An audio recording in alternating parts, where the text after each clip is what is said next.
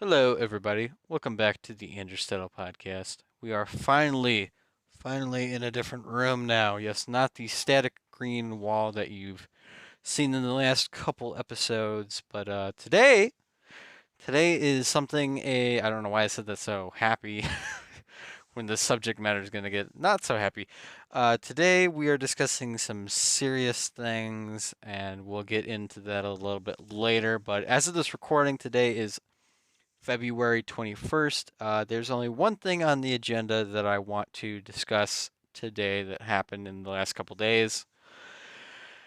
And I would say this was more related to my last 2 weeks ago episode about mental health, but I'll go ahead and discuss it anyways. And I believe I've discussed Kanye West in the past, but it appears that it's been finalized that Kanye West and Kim Kardashian are getting divorced, and it looks like Kim Kardashian has filed for divorce. Now, pause before you say anything. Once what I'm about to say, you might disagree with what I have to say on this subject, and that's totally understandable. You can comment down below that you disagree if you disagree. I absolutely will hear you out. Also, this is just my opinion, just so you know. All right. Now that we got that out of the way. So, in my opinion, I really think that, first of all, Kanye West's mental health has been an ongoing thing for a long time. I would pinpoint it to when his mother died, is when we, at least in the public eye, first saw firsthand his mental health breakdowns. And maybe it wasn't worded that way back then, of, he was having a breakdown.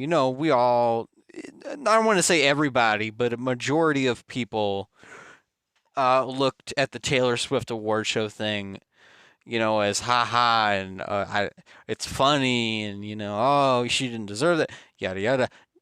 We are looking at that a completely different way now than we were when that happened. At least I am for sure. I don't know if everybody else is, but I am for sure looking at that as not as him stealing the mic from Taylor Swift over an award, more so as him having a mental breakdown and just having an outburst. Now, on one hand, I think Kanye West is fully accountable for taking care of his mental health. He is a grown adult, that is for sure. But on the other hand, I do want to say this about Kim Kardashian. If she truly did love him, if she truly did care for him, and she really, really, really did actually genuinely love him as a wife and as a spouse and as a person, this is just my opinion. She, as an adult, as a person that loves that person, should at the very least have encouraged him to see a therapist. Now, at the extreme that Kanye West was going on these mental breakdowns, in my opinion, it might have been time for her to step in and try and get other people to help him as well. Now, I personally don't think that Kim Kardashian loved Kanye West that way, and that was made very abundantly clear by her not saying anything about his outburst. And personally, it's going to be difficult for Kanye West during this time, but I think in the end, he will look back at the scenario, and if he decides to take this in the right path, this will be better for him to finally understand that he is having breakdowns and he needs to get his mental health in check. I also think personally Kanye West needs to stop surrounding himself with yes men and honestly surround himself with people who will tell him the truth. Now, there are some people that have done this. I don't know if he's listened to them. I'm going to be frankly honest with you. I don't follow every little single thing that everyone says about Kanye West. I definitely am not following what Amber Rose said about him, and you can look into that if you want to see what that's all about. But yeah, there's my take on that. I mean, there's nothing else I have to say. That's all I had to say on that subject. I tried to see if there was anything else that I wanted to discuss this week other than what I'm about to get into, but the only other thing I can think of, and I'll say this about this man, so Rush Limbaugh, I don't know if I said his name right. I honestly don't care if I said his name right, but had passed away at 70 from cancer. Rush Limbaugh was a very, very, very, very, very, very, very, very controversial radio talk show host. Um, a lot of people are saying fuck this guy, and I will say fuck him because he has said a lot of very controversial and just not cool stuff, and that's wording it nicely. So I do say, whatever, rest in peace. But however, at the same time, I do not send my regards because he was a piece of shit human being, and I'll leave it at that before I say something I'll regret. So let's move on to the main subject, however, of the video. Okay, so today's discussion, besides what we just talked about, is alcohol and depression. Now, hold on. I don't want to lose anybody. In no way during this discussion am I saying to stop drinking alcohol. Please understand that is not what I'm going to say during this video. Not at all. Please also understand, in no way am I saying I'm going to stop drinking alcohol during this video. I need this to be very clear because some people have come to me and said that concerns and yada yada, but also at the same time, I'm not stopping. I'm not saying you should stop. I'm just wording this very carefully. Now, at the same time, I'm not saying I have a problem at this very second. That's what we're going to get into today. All right. Now that we've gotten that very, very, very articulated disclaimer out of the way. All right. Okay. So I'm stalling everybody. I'm gonna just lay it out for you. Truthfully, I want to say it was around. I don't want to say it was around 21. I wasn't really drinking heavily around 21. I was just, occasionally having a margarita, maybe a beer or two, and that was it. I want to say it was more when I was like 22, is when I don't want to get into the full scenario of how this happened, so I'm trying to word this very carefully. So, what had happened was I was living with somebody at the time, and we were in we'll say relationship. I'll say that. And um, basically, I had at the time, it was not going very well, and we'll leave it at that, and that's the end of that discussion. um, oh, jeez Christ, bear with me, guys. So, you're gonna hear me saying that a lot, a couple times. Oh my lord. Okay, I promise I'm gonna get through this. Basically, in my way, the way I saw it was I had, in my own way, given up to peer pressure to alcohol. And I was basically, doing what you're not supposed to do at a young age when you drink a lot and get drunk. You like buy, let's say, a 6 pack of beer and you drink that as fast as you can. Now, That's not something I was told you weren't supposed to do. Also, I mean, yeah, I guess there was Dare and all that, but Dare didn't really, in my opinion, explain everything of what you're supposed to do and not supposed to do. But yeah, I would basically drink way too much,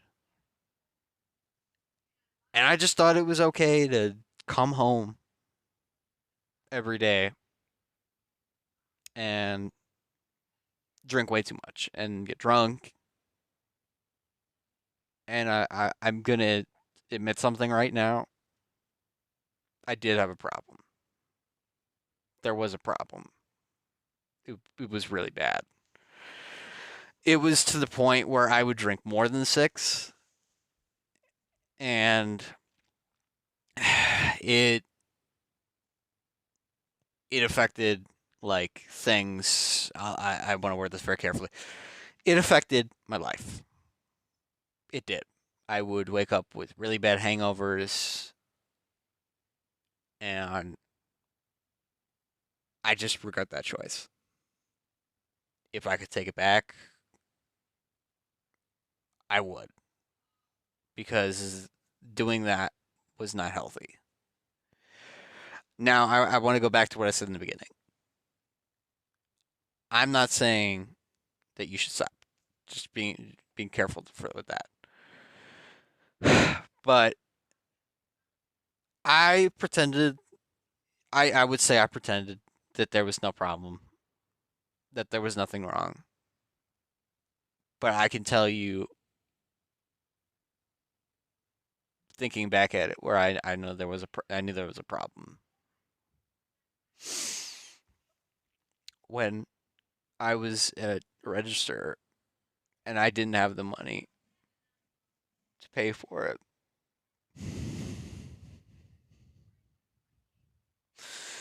And some woman paid for it for me.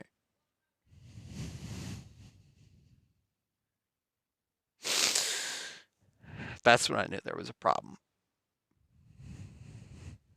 That right there is when I knew there was a problem.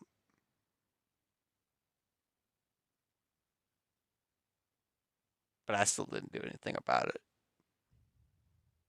I still didn't do anything about it for years. I would act like everything was fine. Everything was okay. Everything was good. But it wasn't. Because I was having outbursts all the time. I was having terrible hangovers. It is bad. It is bad. And I want to say this right now. I'm not going to blame anybody but myself for that. I blame nobody but myself.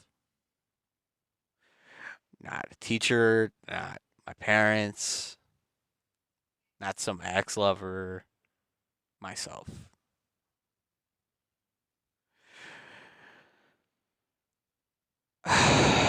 Boy, that was it's insane to get off my chest. So around what? I'm 22, 23, yeah, 23. When I was out of that scenario of living with that person and where my living situation is right now currently, which I will say right now, sorry about that, folks, which is my grandma.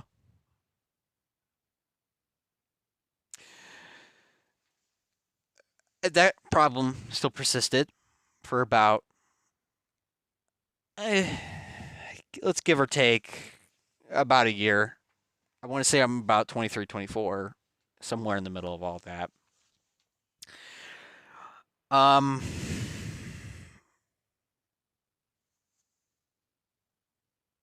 the problem, the next time I knew I had a problem, and this is going to be very hard for me to share this, and I hope this isn't taken the wrong way.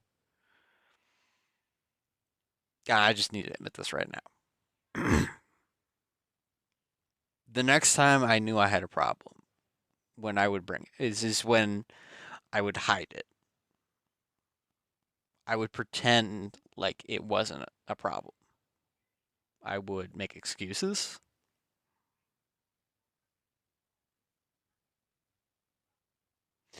I would put the beer in the back, and that's just a nitpick, I suppose. And the hardest one for me was when I would drink a lot and just cry just for no reason. But you know what? That's not why. It wasn't for no reason. It was because I knew there was a problem. I was depressed, and the depression with mixing with knowing that was a problem was not helping, and I should have done something about it sooner, in my opinion. Totally. But give or take, past that problem, the turning point of when I stopped doing it a lot. Oh boy. I'm about to admit this on video right now. Lord. Was when I tried to commit suicide.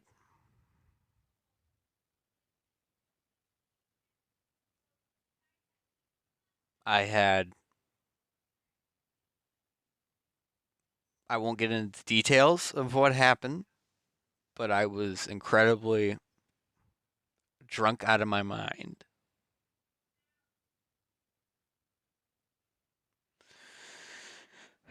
And I was not in a good place mentally at all. It was awful. I just wanted to end it right there. But for some reason, I did not. And at that time, that was the first time I said out loud, there's a problem here, to myself. That's when I started asking for help. That's when I started admitting it on Facebook and all that stuff, that I needed to go sober. And I'm not going to lie to you. I started going sober and stopped going sober so many fucking times. There were days I went sober for like a month or two. Something would fucking trigger it. I'd do it again. Sober month, two, start again. This, that, start again.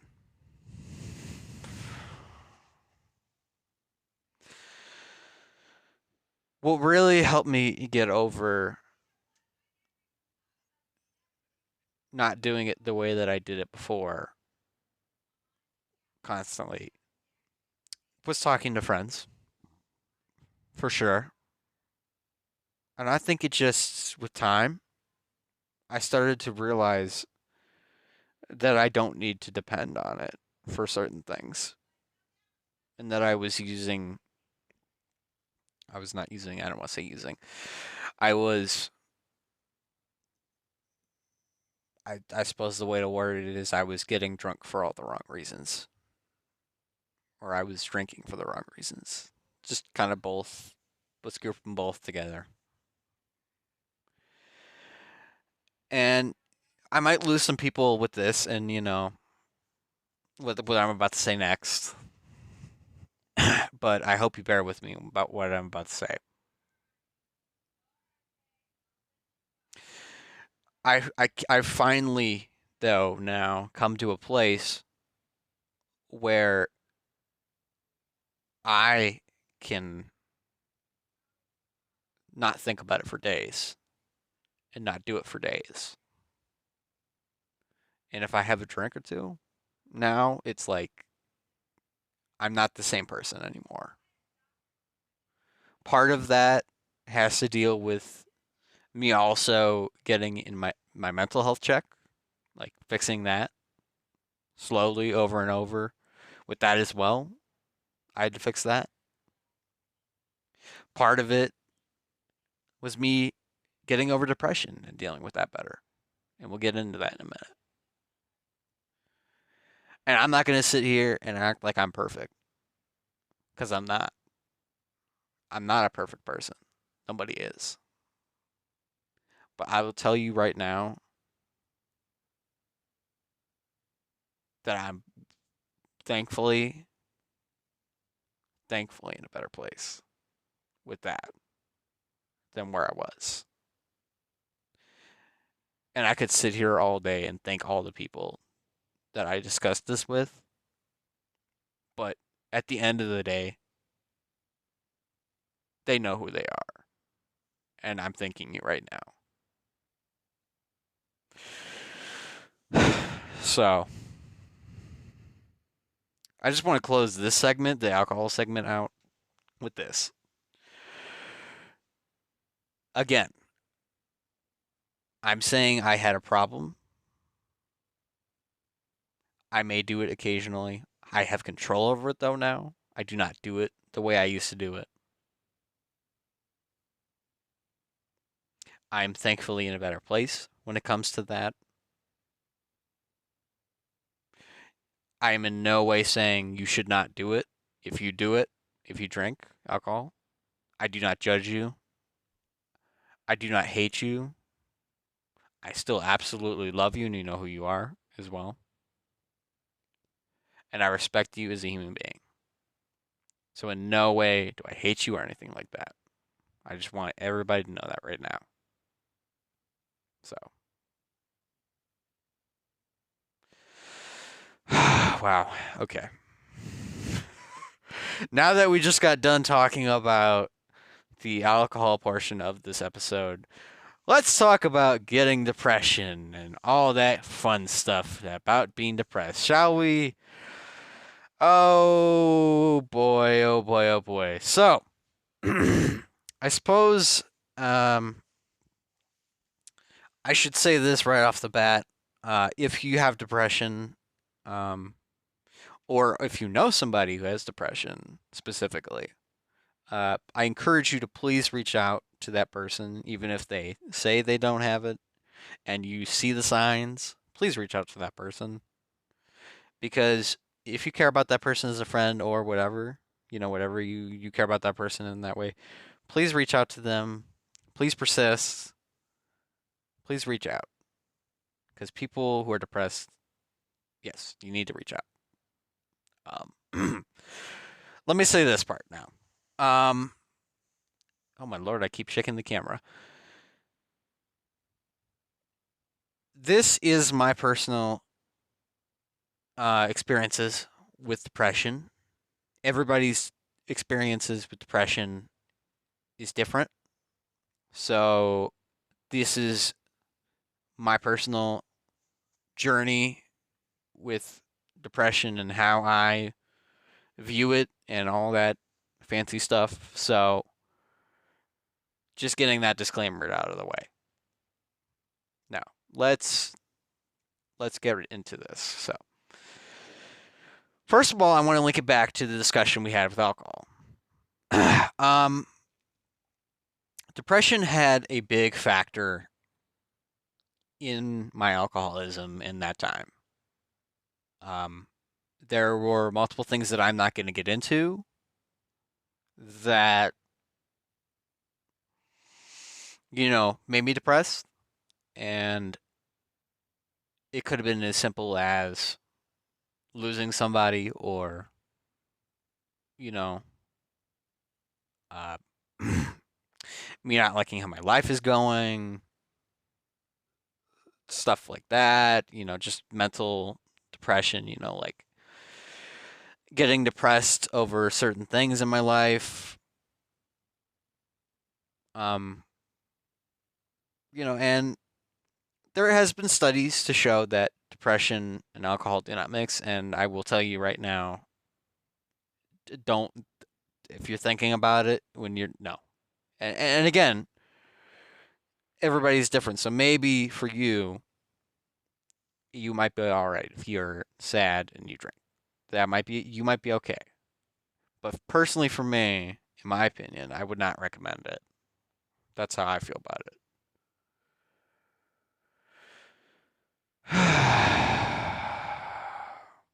So yeah, that's what I got to say about that portion. Um, so let's backtrack all the way back to when Andrew was a little youngling, though, for depression, for a little bit of this discussion. So I wanna like put out that and this has to deal with mental health a little bit too as well, part of it. Like I had depression like a lot when I was young. And this doesn't mean like, oh, I'm sad about not getting a toy or something, nothing like that. I'm not talking about like that. I'm talking about like, straight up, I'm getting bullied at school, and like, cuz kids are tough, man. Like school can be rough. Like especially you have to understand.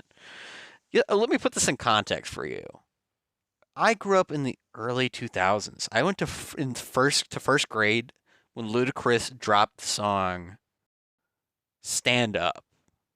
If that doesn't tell you when I grew up, then I don't know what else will. So, all that discussion of mental health that we talk about nowadays, of like being so open about it, oh, especially in the early 2000s? Dude, like depression? No. Like not to the extent that we do now. In my opinion, that's my opinion of how that would. No, like back then, especially like me, a male, a child, like a male child, dude. Like I don't want to get into every specific of what happened to me as a youth because I could be here all day. But yeah, there was bullying, there were problems at home for sure. I'm not gonna get into that. You can ask me privately what that entails, and for those who know, you already know. But yeah, there's always been this lingering, like ongoing depression, sadness, and it comes and goes. It wouldn't be there every single day. No, not every single day. I think a lot of it though was definitely anxiety. I would say anxiety for sure. And it was definitely linked to depression as well. And there was a lot of factors in why that possibly happened that I'm not going to get into in a public forum. But yeah, no, like I can remember far as back as first grade of going to a therapist that, I obviously as a child I didn't, couldn't consent to that directly, but I'll say this right now. My mom and dad loved and loved me. Obviously, they wanted the best for me, so they were trying to be helpful with that. And I'm appreciative for that. Obviously, as a youth, I couldn't fully understand that, and that's just where that was. Do I understand it now? Yes. Do I appreciate it now? Absolutely. Like, dude, I'm so thankful for that. But there were times where I didn't. I'm just gonna be honest. I didn't tell them the full truth of what was going on. And there were times that I cracked and I told like my mom and stuff. But those were very rare, and it is what it is. Unfortunately. But what else can you do?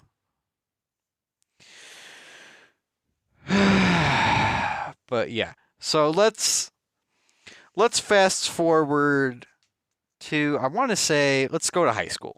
So this is more when this is when I Andrew started realizing in full actually understanding, like, I had heard sadness and depression back in the day.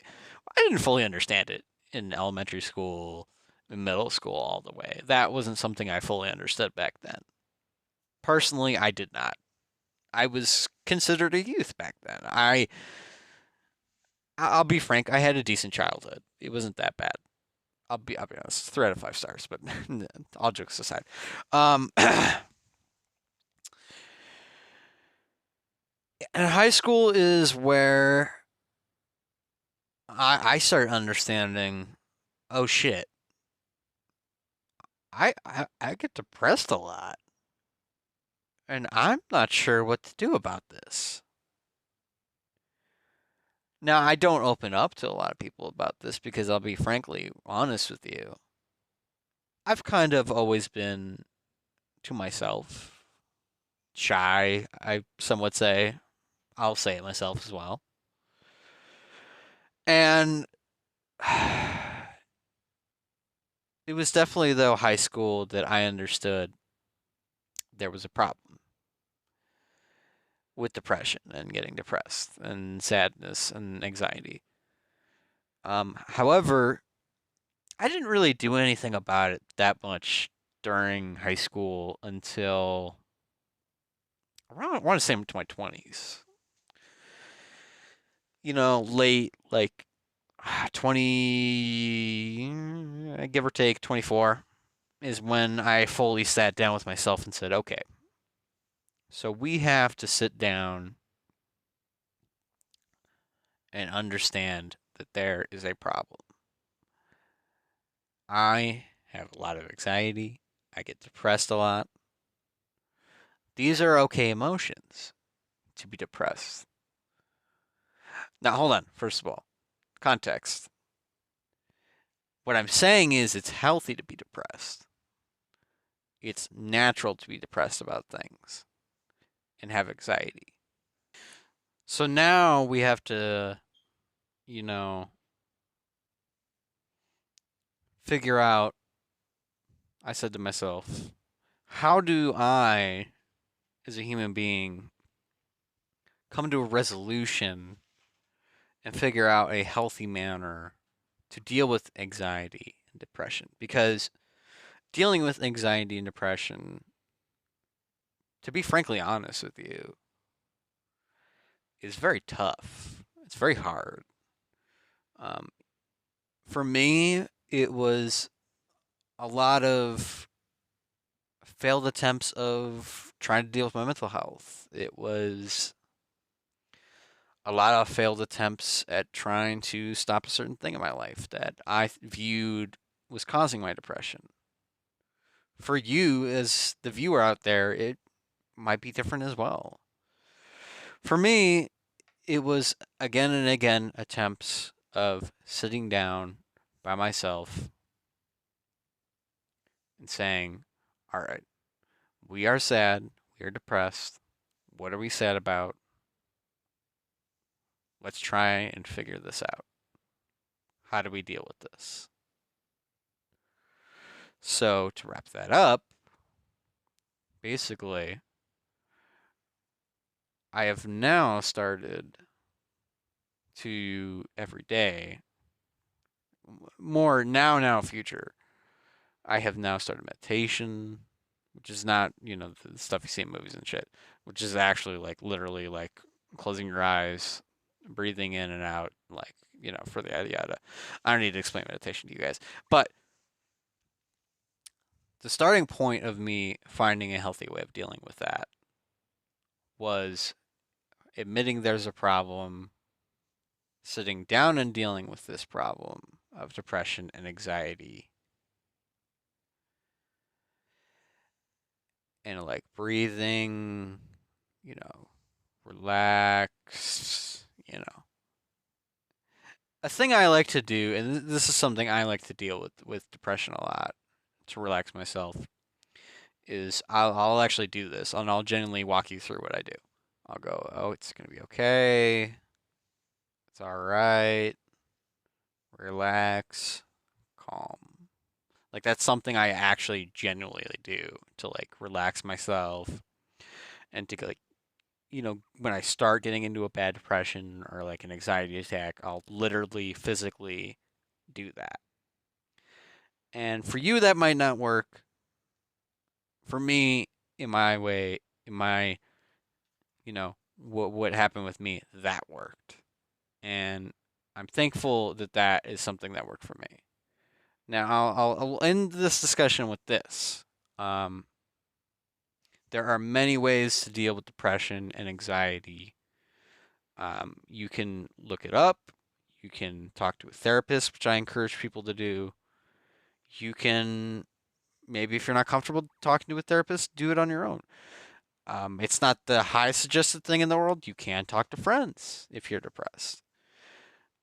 However, I still very much encourage people to reach out to friends and family and such like that if they are feeling depressed. Um, and at the end of the day, you, everybody's experience is going to be different with that, and that's just how it's going to be. And I'll end in closing with this and say, if you are depressed, I just want you to know that it will get better and that you will get through this, and you are loved and people do care about you. And that's all I got to say. Thanks for stopping by and watching the Andrew Stedl podcast.